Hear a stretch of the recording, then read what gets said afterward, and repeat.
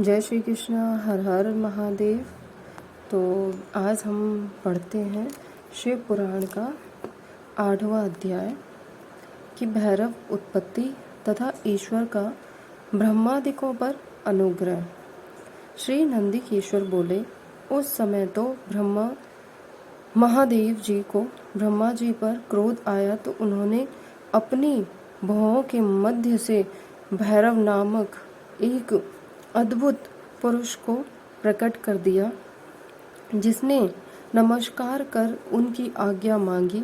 शिवजी ने आज्ञा दी, तुम अपनी लपलपाती तलवार से ब्रह्मा की पूजा करो।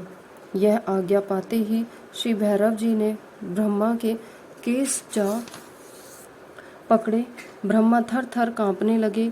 भैरव जी ने शीघ्र ही ब्रह्मा का मिथ्याभाषी 5वां सिर काट दिया। फिर इन्होंने उनके और शीशों को भी काट लेना चाहा।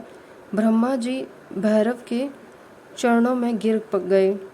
यह देख विष्णु जी ने अश्रु त्यागते हुए बालकों के समान शिवजी के चरणों का आश्रय लिया और हाथ जोड़कर यह प्रार्थना की, प्रारंभ में भी आप ही ने कृपा कर इन्हें 5 सिर प्रदान किया था, अतः इन्हें क्षमा कर प्रसन्न हो जाइए। शिवजी अपने गणों के मध्य जा प्रकटे। उन्होंने भैरव को मना कर दिया। फिर एक सिर कटे ब्रह्मा ने बोले, तुमने अपनी प्रतिष्ठा और ईश्वरत्व के लिए छल किया, अतः अब तुम सत्कार, स्थान और उत्सव से विहीन किए जाते हो। ब्रह्मा जी शिवजी को हे स्वामिन, हे वरद कहकर अपना 5वां सिर मांगने लगे। ईश्वर ने कहा, अराजकता की भय से मैं विश्व स्थिति को बिगड़ने न दूंगा। हे पुत्र, जो अपराधी है तुम्हें दंड तो अवश्य मिलेगा। लोक मर्यादा का पालन करो। मैं तुम्हें वर देता हूँ कि अब आज से तुम गणों के आचार्य हुए, वही तुम्हारा सत्कार होगा। कोई भी यज्ञ तुम्हारे बिना पूर्ण नहीं होगा। ब्रह्मा जी ऐसा कहकर ईश्वर उस केतकी के पुष्प से बोले, हे मिथ्याभासी केतक, दुष्ट, तू भाग जा, तू मेरी पूजा की योग्य नहीं है। शिवजी के गणों ने उसे दूर भगा दिया।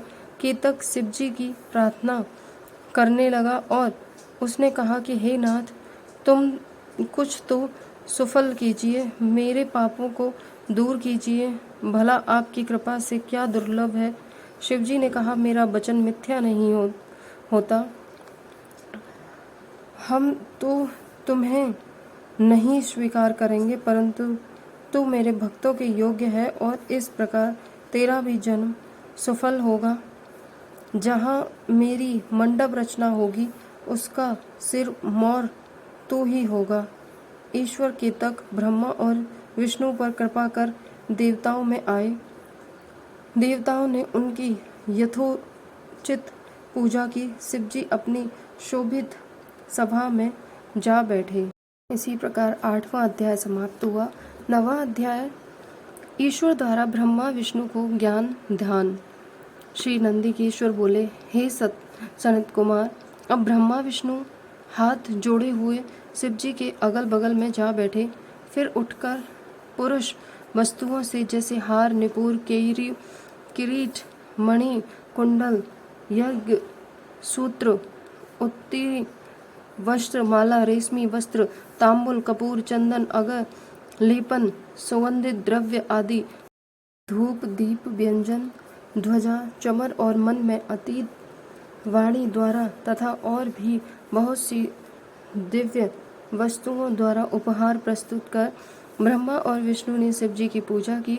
शिवजी ने उन चढ़ाई हुई वस्तुओं को उठाकर उसमें वितरित कर दिया, परंपरा की रक्षा की। पुनः ब्रह्मा विष्णु से पूजित शिवजी प्रसन्न हो उनसे बोले, हे वत्स, ऐसे महान दिन में तुम्हारी पूजा से मैं संतुष्ट हुआ, अतएव आज से यह दिन शिवरात्रि नाम से प्रसिद्ध एक बड़ा पवित्र दिन होगा, जो कि मेरी प्रिय तिथि होगी। इस शिवरात्रि के दिन जो मेरे लिंग वीर शिव की पिंड की पूजा करेगा वह षष्ठी विधायक तक होगा। यदि कोई जिनेंद्रिय निराहार रहकर 1 वर्ष निरंतर मेरी पूजा करेगा तो वह बड़ा तपस्वी होगा, किंतु जो एक दिन शिवरात्रि की मेरी तिथि पर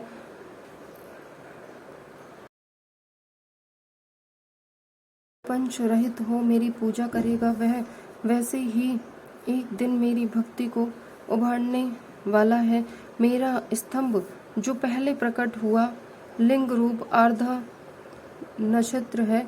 यदि कोई अगहन में आर्धा नय नक्षत्र में उमा रहित सहित मेरे रूप का या मेरे वीर लिंग से के ही दर्शन करता है, वह मेरे परम प्रिय कार्तिकेय से भी अधिक प्रिय लगता है। इस पुनीत दिन में दर्शन से ही महाफल प्राप्त होता है और पूजन फल तो वाणी से नहीं किया जा सकता। इस समय के स्थान में जहाँ मैं लिंग रूप में प्रकट हुआ हूँ, इसका यही नाम होगा और यह पूजन के समय छोटा हो जाएगा।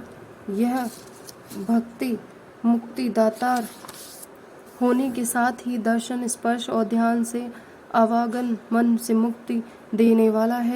विश्व में इसका त्याग अरुणाचल होगा और यहाँ शरीर छोड़ने वाले को मुक्ति प्राप्त होगी। जो इस लिंग में मुझ पर परमेश्वर लिंगेश्वर की पूजा करेंगे उन्हें सालोक्य सामीप्य सारथी और सायुज्य 5 प्रकार की मुक्ति प्राप्त होगी और सब भी अपने इष्ट को प्राप्त करेंगे। फिर तो ब्रह्मा विष्णु के युद्ध में जितनी सेना मारी गई थी उन सबको शिवजी से ने अमृत वर्षा की। बोले हर हर महादेव।